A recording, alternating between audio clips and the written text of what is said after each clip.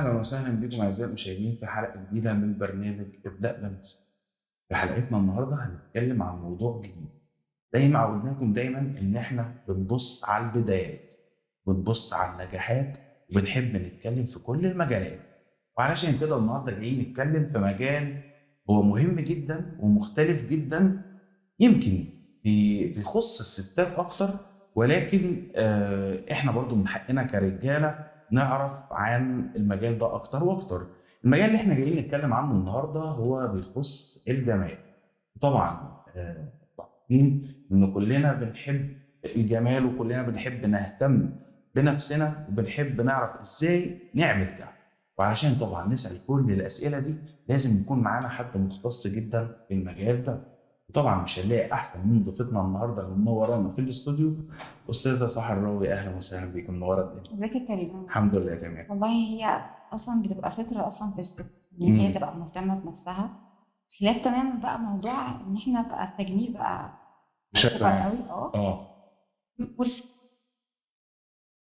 والكلام ده الموضوع ده كتر. امم لكن هو يعني بشكل عام ان جنرال يعني هي المفروض ان هي حاجه بوسط.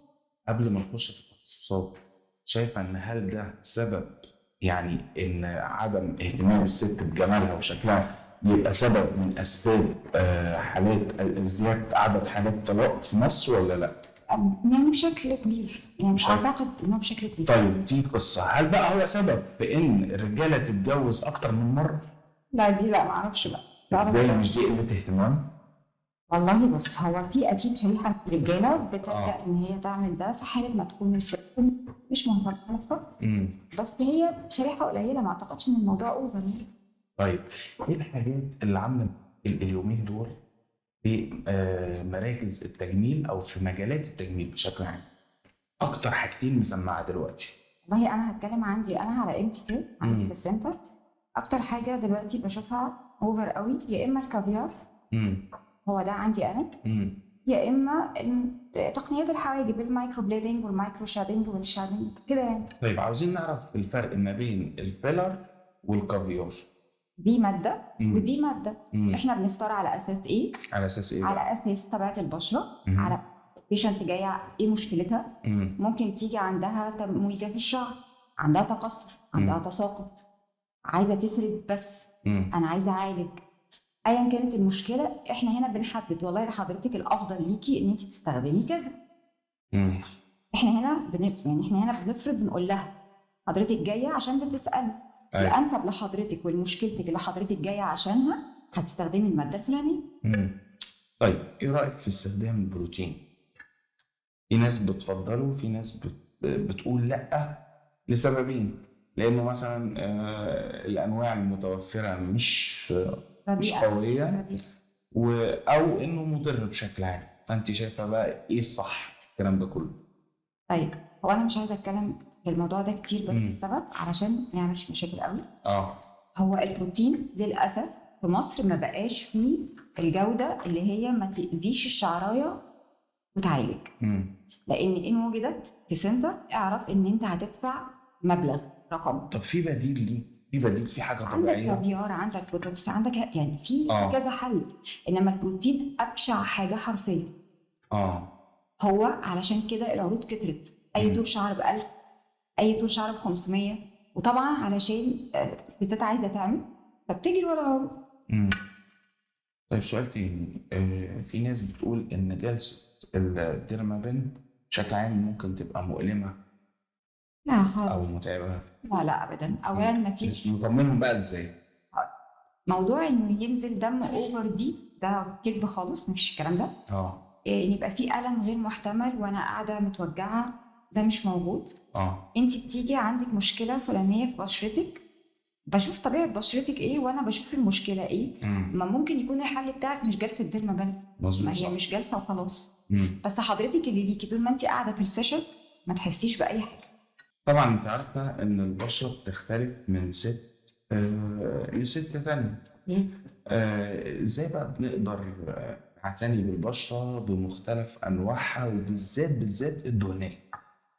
الدهنيه والمختلطه بالنسبه لي انا لما مم. بتيجي في علاج او بتيجي في اي سيشن مم. ببقى عارفه ان في مجهود عليا انا كشغل. لان هم اكتر بشرتين مشاكلهم كتيره قوي، لان نسبه الدهون اللي تحت الجلد اوفر، فبتعمل مشاكل كتير، بتعمل مسام واسعه، بتعمل ندبات، بتعمل كلف، بتعمل نمش، بتعمل مشاكل كتير قوي.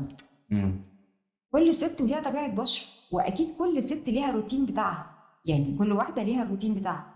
لو الست عرفت ايه طبيعه بشرتها ومشيت على الرولز بتاعتها، مفيش اي سايد افكت هيحصل. انما احنا بنجري ورا اي منتج نازل جديد. طيب انت بما انك صاحبه مكان، تمام، مكان محترم جدا وكبير، ليه ما فكرتيش تعملي زي الناس اللي بتستقطب نجوم تسوق لها، تجيب نجوم تدفع لها فلوس مقابل ان هي تعمل لها شيء معين وتسوق بده؟ عشان بمنتهى البساطه، مع احترامي لكل الناس اللي عملت كده، انا مش محتاجه اعمل ده. انت شغلك هو اللي بيتكلم عنك، انا مش محتاجه حد يعلن عني. يعني انا من يوم ما بدات وفتحت المركز بتاعي ما عنديش الحمد لله ولا بيشنت، سواء كان من جوه مصر او من بره مصر، حد قال المكان ده ضرني في 1 2. فانا مش محتاجه اعمل شو. اعمل شو ليه؟ ايه اكتر حاله جاتلك ويعني انت حسيتي ان انت فعلا عملتي معاها شيء مميز ومختلف جدا، او حسيتي بمدى تعلق الشخص ده بيك؟ يعني انت عملتي له حاجه خلاص تمام، فهو خلاص عرف واقتنع تماما ان انا مش هخرج من المكان ده. كانت في عندي بيشنت اسمها مدام امل من اليمن. مدام امل كانت جايه عندها مشكله. بيجي لك ناس من بره مصر ما شاء الله. طبعا. كانت عندها مشكلتين. اول مشكله، خايفه تصبغ شعرها علشان الامونيا اللي في الصبغه مضره طبعا للشعر، فنفسها تصبغه مش عارفه، خايفه. وتاني مشكله، نفسها تنزل من غير ما تحط اي كريم تفتيح، تنزل بزهوه بشرتها. كانت جايه في مشكلتين. عرفت الحمد لله اعالج ده، وكسبت بيشنت، وكسبت علاقه كويسه. هو ده بالنسبه لي المكسب، مش المكسب ان انا اجيب حد يعلن عن شغل. لا طبعا. طيب امال ايه المكسب الحقيقي؟ سمعتك. سمعتك وسمعه مكانك، هو ده المكسب الحقيقي. طيب بما انك بقى يعني واضح طبعا ان انت تعبتي جدا في شغلك، مين دعمك في ده؟ والله انا اللي دعمني في ده الحمد لله، يعني كان عندي يقين ان انا هعرف اوصل. هو ربنا سبحانه وتعالى قبل اي حاجه. واللي دعمني في ده شخص في حياتي، يعني هو كان واقف في ظهري بصراحه خطوه بخطوه. ماشي، وايه اللي قبلك بقى يعني من مطبات وقدرتي طبعا تتغلبي عليها وتتخطيها؟ والله اهم المطبات دي انك طلعت في وسط مجال وفي وسط سوق كله عايز يثبت نفسه، بس للاسف بطريقه غلط. فكان صعب جدا انك تعرف تثبت ان مكانك ده مكان كويس، الكواليتي كويسه، الماتيريال هايله، الايد اللي بتشتغل هتعرف تديك اللي انت عايزه. يعني انا قسم السكين كير بتاعي انا مفيش حاجه اسمها حد يعمل جلسه غيري، مفيش. يعني انت بتشتغلي بنفسك بايدك؟ انما القسم بقى بتاع الكوافير بره، انا اللي مختاره. طب ما هو هيجي حد يسال يقول طب هي ليه بتشتغل بايديها؟ هي مش قادره تجيب حد مثلا يقف، هي فاضيه، هي مش عارف ايه، الاسئله الكتيره دي. لا اكيد انا عاوزك تجاوبي على الحته دي بالذات. اشمعنى انت بتشتغلي بنفسك؟ عشان بحب شغلي. انا حابه المجال بتاعي، وبعدين انا ليه اجيب حد يشتغل شغلي وانا حباه؟ بالعكس، انا ما بحبش كده. لا، انا عايزه اشتغل شغلي. وطبعا طالما حبيتيه يبقى انت اكتر حد بيتقنه.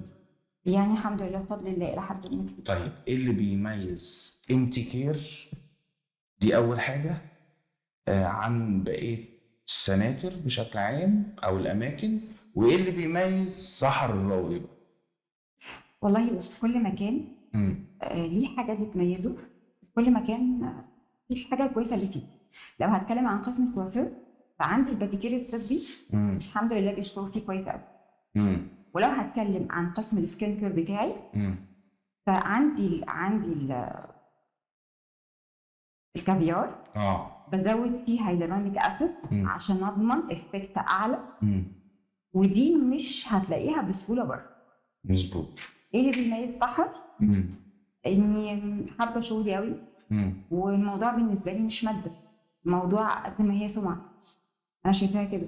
طيب عايز نصيحتين، نصيحه للجمهور او للستات بقى بالذات ونصيحة تانية للي حابين يبدأوا في مجال. والله اللي حابين يبداوا في يعني مجالي، انت معاكي الكاميرا بقى وانصحي. طيب هو اللي حابين يبداوا في مجالي، اهم حاجه لازم تعرف فيها او تعرفها لو هو هيبقى صاحب المكان الليدر بتاعه، انه مكانك عشان تعرف تبقى مميز عن غيرك، يبقى سمعتك، يبقى جوده الماتيريال بتاعتك، يبقى ما ينفعش تخدع بيشنت عندك، علشان لو بيشنت خرج من عندك وهو شايف انه اتضر فشيء طبيعي انه مش هيرجع لك تاني، وانت كده اللي خسران مش هو. كان قلت لي ايه كمان؟ اللي بيميز امتكير، قلنا نصيحة للجمهور، وقلنا كمان نصيحة تانية لمين؟ للي حابب يبدأ في مجاله. طيب النصيحه لاي ست مم. انه انت تقدري تبقي انت طبيبه نفسك، او اللي هو انت تعرفي تحافظي على نفسك من غير ما تلجئي حتى لاي سنتر زيي. طول ما انت عارفه الرولز بتاعتك ايه هي، هتمشي على ايه، ايه الغسول بتاعك، ايه السان بتاعك، ايه كريم المرطب بتاعك، ازاي اعرف اعمل سكرابات لنفسي امتى وازاي وفين وكم يوم في الشهر. في حاجات معينه لو مشيتي عليها انت هتبقي بتعملي كل حاجه لنفسك، مش محتاجه تروحي مكان. طبعا يعني احنا كلنا بنشكرك على النصائح الجميلة دي وعلى الكلام الممتاز اللي اكيد طبعا كل الجمهور استفاد منه. وطبعا انا في نهاية حلقتي حابب اقول جملة بتتقال دايما بس احنا هنصححها في الاخر. بيقول لك كل ما بتعمل زوم كل ما الكواليتي تقل، بس هي مش شرط تقل، هو ممكن كل ما نعمل زوم كل ما الامور توضح اكتر. وده اللي احنا كنا بنعمله معاكم النهارده في الحلقه. طبعا حابين نشكركم جدا واستنونا في حلقه جديده من برنامج ابدأ بنفسك.